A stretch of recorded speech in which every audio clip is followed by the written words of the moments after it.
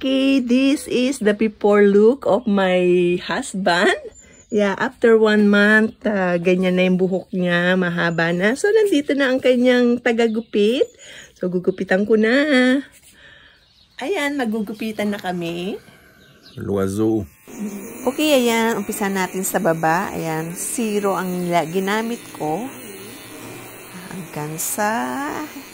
Ayan, so, ahitin natin yan sa pinakailalim.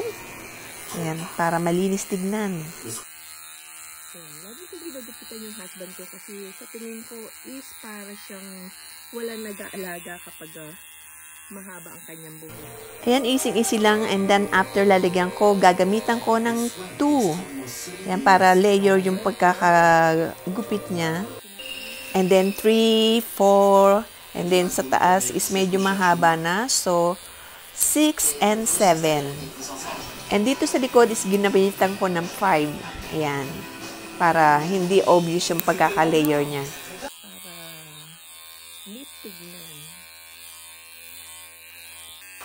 So, ayan, malapit na tayong matapos. So, kikinisin lang natin para magandang tignan. Ayan, kailangan natin pasadahan lahat para maging smooth yung gupit natin. At ayan, yung sa gilid niya is inahit ko para magandang tignan. So, ayan na. Tapos na ang ating paggupit. O, diba? Gwapo. Okay, ayan na. Gwapo na ng husband ko. O, diba? Bagay sa kanya kapag maiksi. O. Ayan. O, diba?